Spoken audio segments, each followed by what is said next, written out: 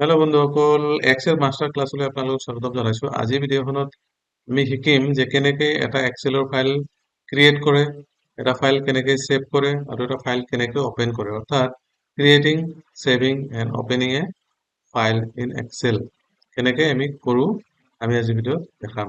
আগৰ ভিডিঅ'ত আমি আলোচনা কৰিছিলোঁ যে চেল কাক কোৱা হয়, ৰ কাক কোৱা হয় আৰু কলম কাক কোৱা হয়। আৰু নিশ্চয় যদি কোনোবাই এই ভিডিঅ'বিলাক মিছ কৰিছে তেতিয়াহ'লে আগৰ ভিডিঅ' চালে গম পাব। এতিয়া আমি অপেন কৰিম MS Excel. MS Excel open কৰিবৰ কাৰণে প্ৰথমতে ইয়াতে চাৰ্চ বাৰত যাব লাগিব। চাৰ্চ বাৰত যাই আমি টাইপ কৰিম এক্সেল, তাৰপিছত এক্সেল অপেন হ'ব। আমি ইয়াতে এক্সেল এনেকৈ অপেন কৰিলোঁ। ইয়াতে হৈছে ব্লেংক ৱৰ্কবুক, আমি অপেন কৰিম। ব্লেংক ৱৰ্কবুক অপেন কৰাৰ পিছত আমি ইয়াতে কি কৰিব লাগিব, আমি কৈছোঁ যে আজিৰ ভিডিঅ'খনত আমি কি শিকাম যে কেনেকৈ এটা ফাইল ছেভ কৰে, কেনেকৈ এটা ফাইল ক্ৰিয়েট কৰে আৰু কেনেকৈ ফাইল এটা অপেন কৰে। তো যিহেতুকে আমি ক্ৰিয়েট কৰিলোঁ ফাইল ক্ৰিয়েট কৰা মানে ইয়াতে যাব লাগিব ফাইলত যাই ইয়াতে লিখা আছে নিউ মিনছ ক্ৰিয়েট, এইটো হ'ব ক্ৰিয়েট অপশ্যন, ইয়াতে যাই ক্ৰিয়েট কৰে। তো আমি ইয়াতে ফাইলটো অপেন কৰিছোঁ, নতুন এটা ফাইল, নিউ ফাইল অপেন কৰাৰ পিছত এই ফাইলটো যদি কিবা এটা লিখিব বিচাৰোঁ, ছাপ'জ ইয়াতে আমি লিখিলোঁ চিৰিয়েল নাম্বাৰ, ইয়াতে লিখিলোঁ আইটেম, ইয়াতে লিখিলোঁ ৰেট, ইয়াতে লিখিলোঁ কোৱান্টিটি আৰু ইয়াতে লিখিলোঁ এমাউণ্ট।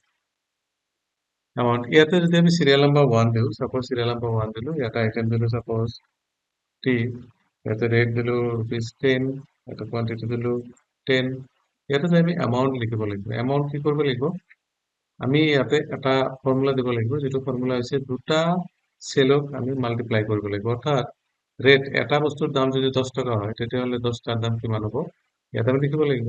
চ' এইটো কাৰণে আমি এটা ফৰ্মুলা আছে, যিটো ফৰ্মুলাত ইউজ কৰিম ইকুৱেল টু, আৰু ইয়াতে ইকুৱেল দিম এই চেলটো ইনটু দিম এইটো চেল। এইটো হ'ল আমাৰ টোটেল এমাউণ্ট।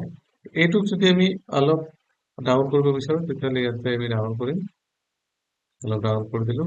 তাৰপিছত আমি কৈছোঁ কি এই ফাইলটোক আমি কি কৰিব লাগিব, ছেভ কৰিব লাগিব। যেতিয়া ফাইলটো লিখিলোঁ, লিখাৰ পিছত আমি ছেভ ক'ত যাই কৰিম, ইয়াতে ফাইল অপশ্যনত যাব লাগিব। ফাইল অপশ্যনত যাই ইয়াতে ছেভ বা ছেভ এছ অপশ্যন আছে, আমি ছেভ কৰিব লাগিব। ইয়াতে ছেভত যাই ক্লিক কৰিলোঁ। ছেভটো কোনটো লোকেশ্যনত কৰিম, ইয়াতে লিখা আছে পাৰ্চনেল, ইয়াতে লিখা আছে আদাৰ লোকেশ্যন। যদি আদাৰ লোকেশ্যনত আমি যাওঁ তেতিয়াহ'লে এইটো দিছ পিচি, আমি যাব পাৰোঁ দিছ পিচিত যাই ক'ত যাম,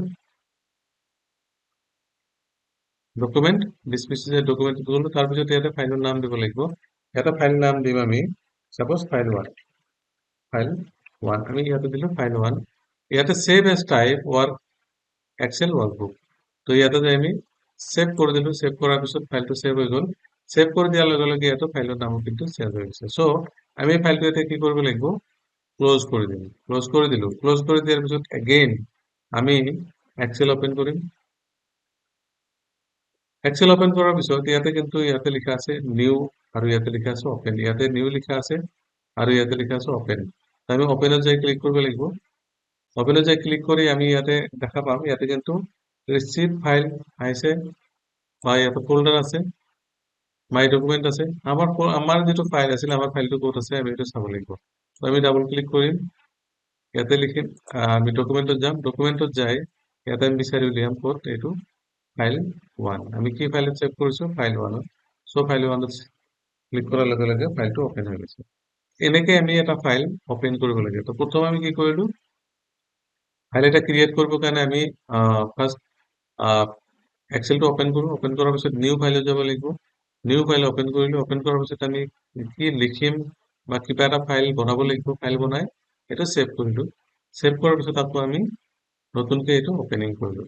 চ' এনেকৈ ফাইল এটা আমি প্ৰথমতে ক্ৰিয়েট কৰিম, তাৰপিছত ছেভ কৰিম। ছেভ কৰাৰ পিছত আকৌ ফাইলটো যেতিয়া আমাক লাগিব আমি এনেকৈ অপেন কৰিব লাগিব। চ' থেংক ইউ।